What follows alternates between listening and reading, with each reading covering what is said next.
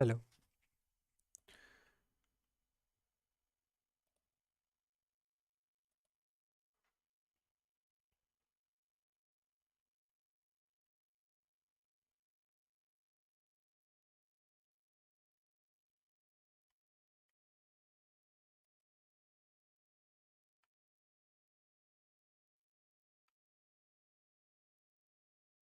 Hello.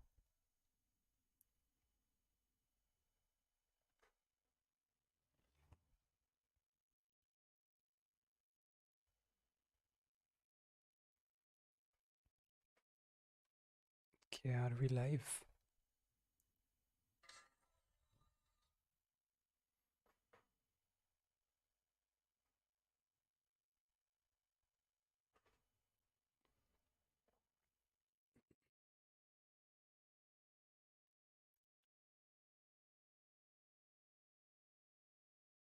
Delta and Pi live stream.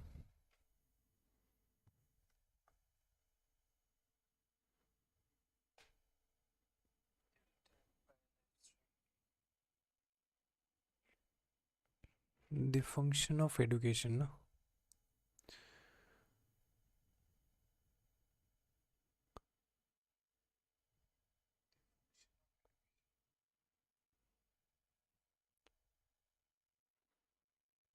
Okay, fine, it's working. I think so.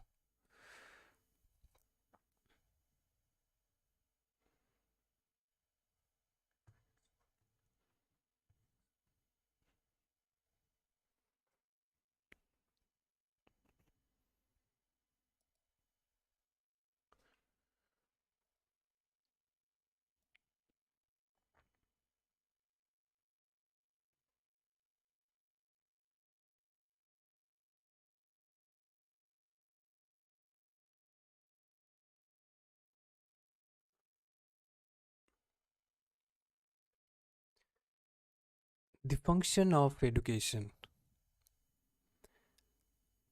J. Krishnamurti.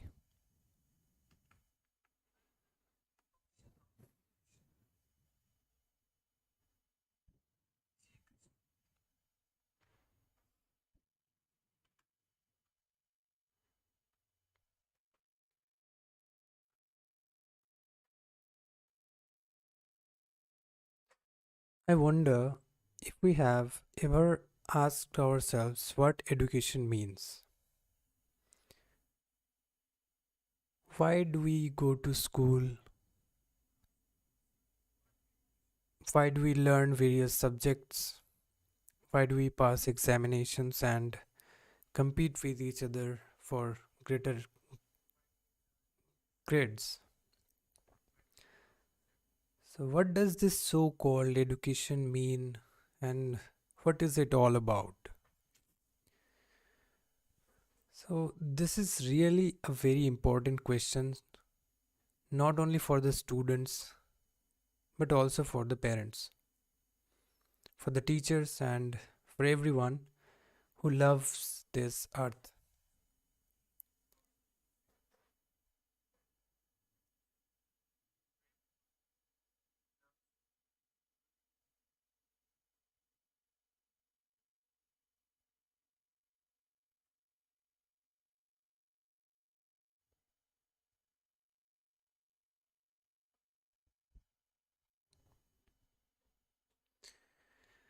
So, why do we go through the struggle to be educated? Is it merely to in order to pass some examinations and get a job, or is it the function of education to prepare us while we are young to understand the whole process of life? Having a job and earning one's livelihood is necessary, but is that all? Are we being educated only for that? Surely life is not merely a job, an occupation. Life is something extraordinarily wide and profound. It is a great mystery, a vast realm in which we function as human beings. If we merely prepare ourselves to earn a livelihood, we shall miss the whole point of life.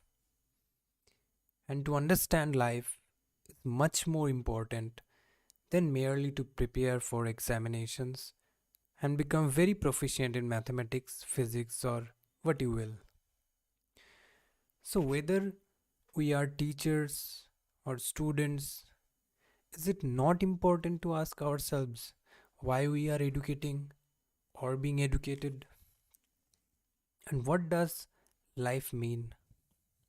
Is not life an extraordinary thing? The birds, the flowers, the flourishing trees, the heavens, the stars, the rivers, and the fish therein, all this is life. Life is the poor and the rich.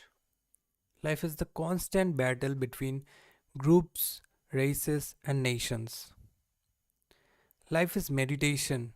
Life is what we call religion, and it is also the subtle, hidden things of the mind, the envies, the ambitions, the passions, the fears, fulfillment, and anxieties. All this and much more is life. But but we generally prepare ourselves to understand only one small corner of it. We pass certain examinations, find a job, get married, have children, and then become more and more like machines. We remain fearful, anxious, frightened of life. So, is it the function of education to help us understand the whole process of life? Or is it merely to prepare for us for for a vocation, for the best job we can get? What is going to happen to all of us when we grow to be men and women?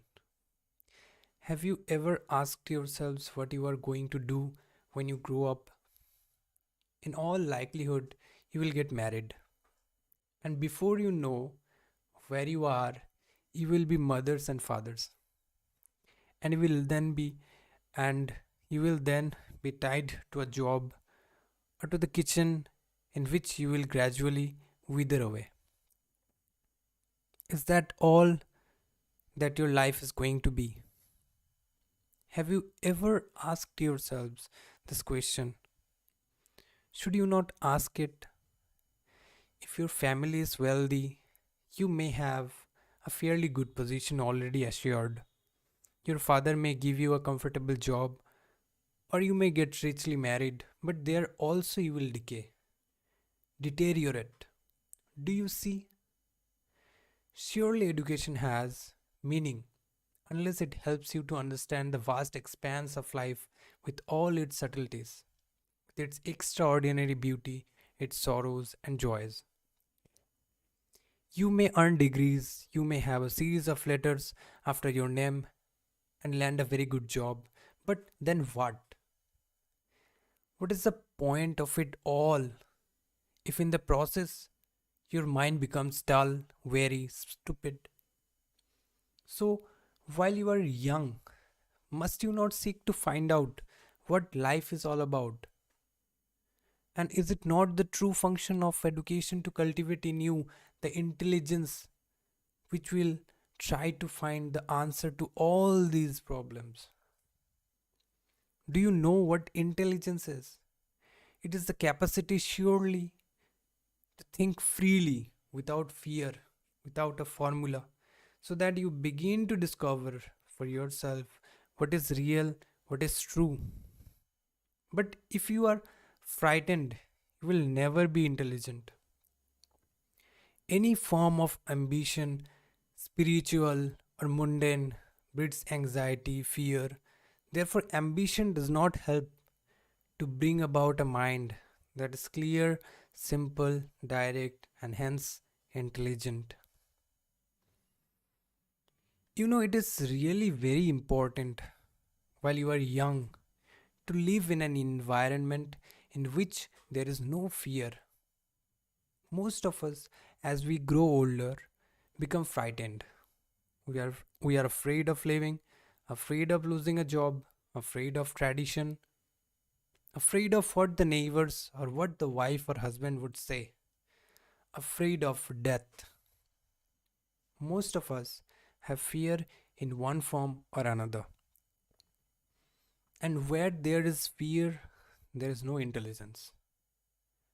And is it not possible for all of us, while we are young, to be in an environment where there is no fear, but rather an atmosphere of freedom? Freedom not just to do what we like, but to understand the whole process of living. Life is really very beautiful. It is not this ugly. It is not this ugly thing that we have made of it. And you can appreciate its richness, its depth, its extraordinary loveliness only when you revolt against everything, against organized religion, against tradition, against the present rotten society. So that as a human being, find out for yourself what is true. Not to imitate, but to discover. That is education, is it not? It is very easy to conform to what your society or your parents and teachers tell you. That is a safe and easy way of existing. But that is not living, because in it there is fear, decay, death. To live is to find out for yourself what is true, and you can do this only when there is freedom, when there is continuous revolution inwardly within yourself. But you are not encouraged to do this. No one tells you to question, to find out for yourself what God is. Because if you were to rebel, you would become a danger to all that is false. Your parents and society want you to live safely, and you also want to live safely. Living safely generally means living in imitation and therefore in fear. Surely the function of education is to help each one of us to live freely and without fear, is it not? And to create an atmosphere in which there is no fear requires a great deal of thinking on your part as well as on the part of the teacher, the educator. Do you know what this means? What an extraordinary thing it would be to create an atmosphere in which there is no fear? And we must create it because we see that the world is caught up in endless wars. It is guided by politicians who are always seeking power. It is a world of lawyers, policemen, and soldiers, of ambitious men and women, all wanting position and all fighting each other to get it. Then there are the so called saints, the religious gurus with their followers. They also want power, position, here or in the next life. It is a mad world, completely confused, in which the communist is fighting the capitalist, the socialist is resisting both, and everybody is against somebody, struggling to arrive at a safe place, a position of power or comfort. The world is torn by conflicting beliefs, by caste and class distinctions, by separative nationalities, by every form of stupidity and cruelty. This is the world you are being educated to fit into. You are encouraged to fit into the framework of this disastrous society. Your parents want you to do that, and you also want to fit in. Now, is it the function of education merely to help you to conform to the pattern of this rotten social order? Or is it to give you freedom? Complete freedom to grow and create a different society, a new world. We want to have this freedom, not in the future, but now.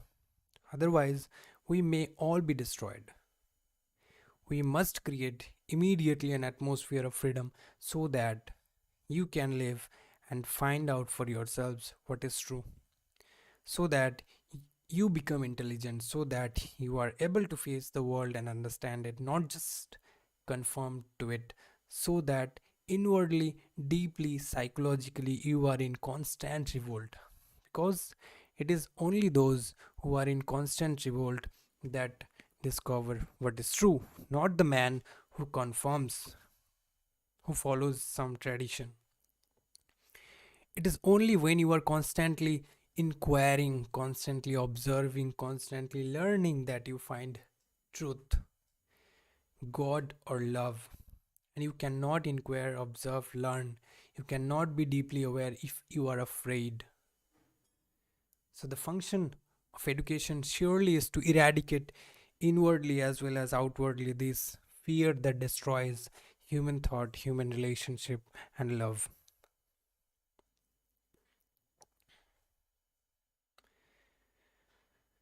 Questioner: if all individuals were in revolt, don't you think there would be chaos in the world? Now Krishnamurti replies, listen to the question first. Because it is very important to understand the question and not just wait for an answer. The question is, if all individuals were in revolt, would not the world be in chaos? But is the present society in such perfect order that chaos would result if everyone revolted against it? But is the present society in such perfect order that chaos would result if everyone revolted against it? So, is there not chaos now? Is everything beautiful, uncorrupted now? Is everyone living happily, fully, richly? Is man not against man? Is there not ambition, ruthless competition? So the world is already in chaos. That is the first thing to realize.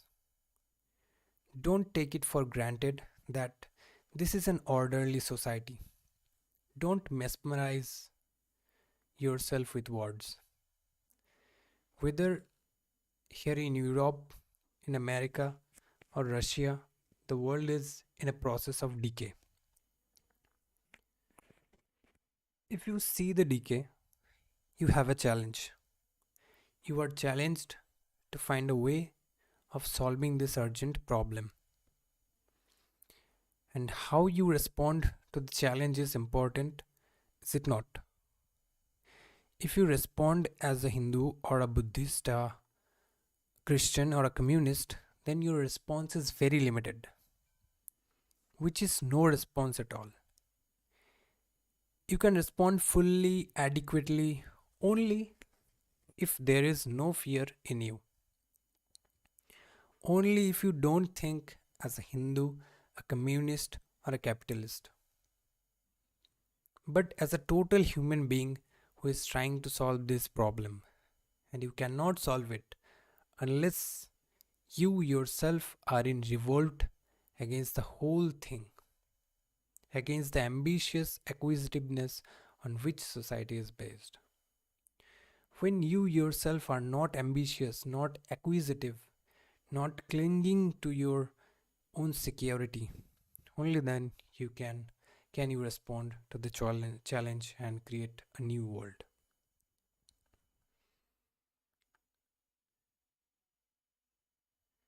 Questioner: to revolt, to learn, to love, are these three separate processes or are they simultaneous? Now Krishnamurti replies, of course they are not three separate processes. It is a unitary process. You see, it is very important to find out what the question means. This question is based on theory, not on experience. It is merely verbal, intellectual, therefore, it has no vital validity. A man who is fearless, who is really in revolt, struggling to find out what it means to learn, to love, such a man does not ask if it is one process or three. We are so clever with words and we think that by offering explanations we have solved the problem. Do you know what it means to learn? When you are really learning, you are learning throughout your life, and there is no one special teacher to learn from. Then everything teaches you: a dead leaf, a bird in flight, a smell, a tear, the rich and the poor, those who are crying, the smile of a woman, the haughtiness of a man. You learn from everything. Therefore, there is no guide, no philosopher, no guru. Life itself is a teacher. Life itself is your teacher, and you are in a state of constant learning.